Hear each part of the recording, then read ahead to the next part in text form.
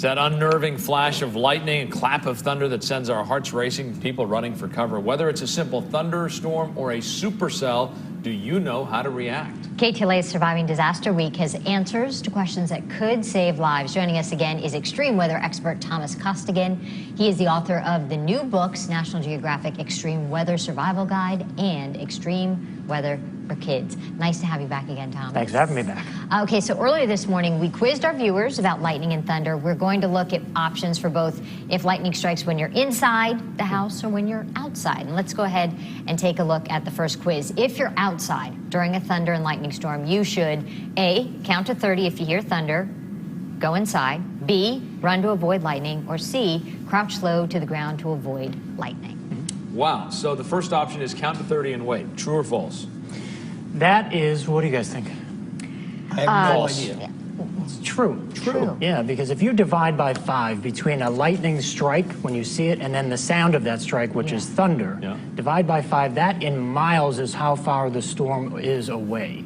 So if it's 30, it means it's 6 miles. Anything below 10 miles in terms of radius, get inside. So get there quick.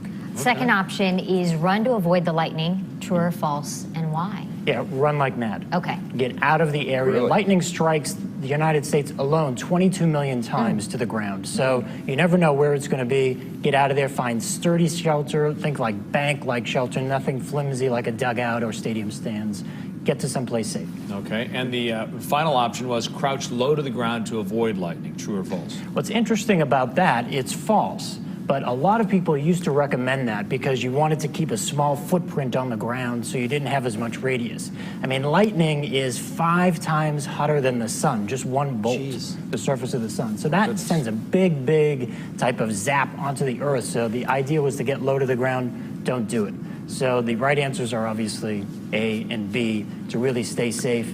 Get out of there, find safe shelter, and make sure you're inside way ahead of the storm. All right, well, let's talk about inside. The next quiz, if you're inside during a thunder and lightning storm, you should A, stay inside until 30 minutes after the last thunderclap.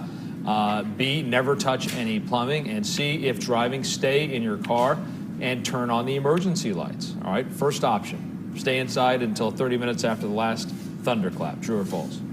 True.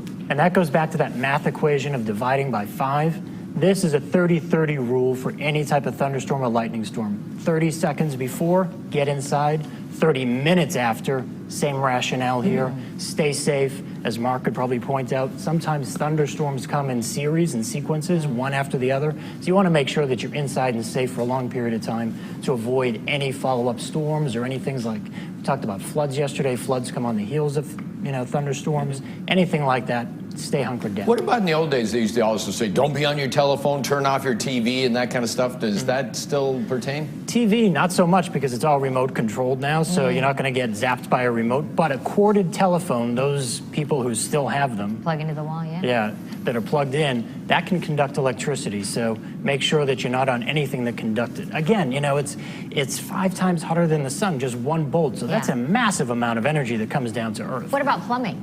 Plumbing, don't do the dishes. Running the bath or shower, Don't take a shower. Don't do any of those things while you're waiting out the storm because water's a conductor of electricity. So is metal. Those two things come together in your sinks and in your tubs. And third option, if you're driving, stay in your car, turn on your emergency lights. Why would you turn on your emergency lights? I know you had a question about that before we started, and that's after you get off the side of the road and get safe. So don't turn them on and then turn off. Okay. Get off the side of the road, stay safe inside your car. Don't touch anything metal because we just talked about the conductivity there. But I looked around my car, there's barely any metal in it anymore, so you don't really have to worry so much. But it will ground you because of the tires and so forth to the ground. Lightning's always trying to get to the ground, whether it's hitting an airplane, which most airplanes get hit at least once a year. I was surprised to figure that out. And then, when you're in your car too, same principle. It's a metal, but it will go right through you. So to recap that quiz, all of those answers were correct? All correct. So we either win $5,000 or the Mercedes. Yes. One or the other. That was yesterday. All right, so Thomas, we appreciate your time. Thomas back with his expertise tomorrow morning. We're going to talk about mudslides. For more information, check out his website, theclimatesurvivalist.com.